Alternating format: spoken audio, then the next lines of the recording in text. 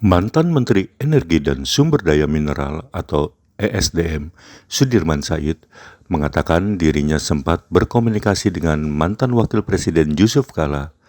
Hal yang dibahas terkait politik hingga pemberantasan korupsi. Rencana Sudirman maju pada Pilkada Jakarta dan mengikuti seleksi calon pimpinan Komisi Pemberantasan Korupsi dibahas antara keduanya. Hal ini dijelaskan Sudirman saat ditemui di Cilandak, Jakarta Selatan, Sabtu 20 Juli 2024. Atau berjalan beriringan keduanya? Atau seperti apa nih Pak? Saya sudah sering mengatakan sebagai warga negara yang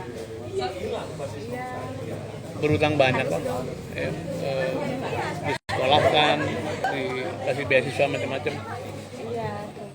Saya berkewajiban menunaikan panggilan tugas publik, apapun tugas itu. Jadi tidak penting menjadi apa. Yang penting adalah apa yang kita punya, apa yang menjadi pengalaman, pengetahuan, dan juga concern kita bisa kita tunaikan. Dan semua yang disebut tadi yang menentukan bukan saya kan. Yang menentukan partai-partai, bahkan KPK pun nanti yang menentukan para anggota partai yang ada di Komisi 3. Jadi semuanya terserah mereka, terserah para politisi. Tapi sebagai warga negara yang baik, saya menyediakan diri untuk tugas publik apapun yang memang dirasa paling pas. Tapi Pak, kalau dari Pak Dirman sendiri nih, sejauh ini komunikasi terhadap parpol-parpol atau sebelum ada lobby-lobby nih Pak, karena kan akhirnya Bapak daftar di KPK begitu. Begitupun dengan di KPK, apakah Bapak optimis melawan dari kejaksaan, polisian, seperti itu? Dan internal KPK juga Pak? Itu semua namanya tantangan ya. Dan tantangan itu untuk diselesaikan, bukan untuk dihindari.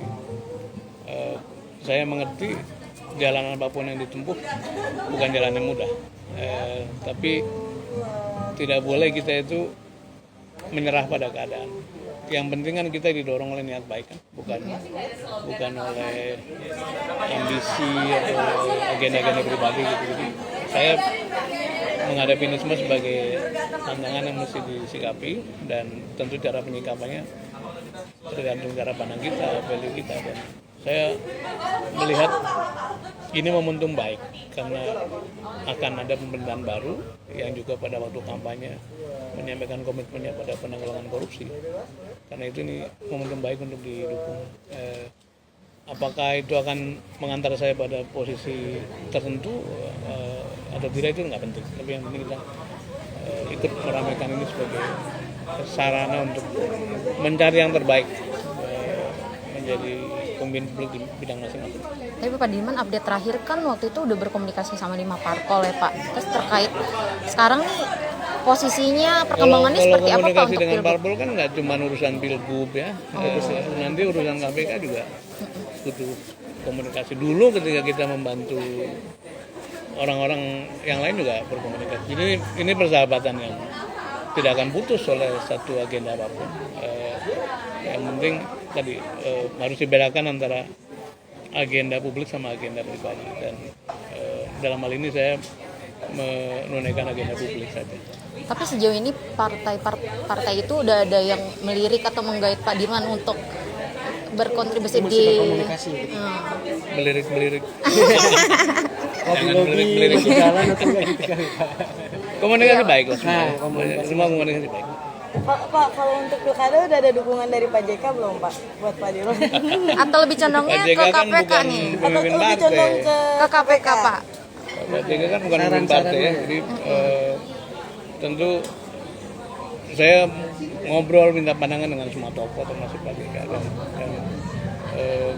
Pak JK kan menyerahkan pada siapapun yang menentukan, tapi beliau sebagai orang yang sudah sangat tinggi kedudukan sosialnya pasti punya wisdom, punya nasihat-nasihat baik.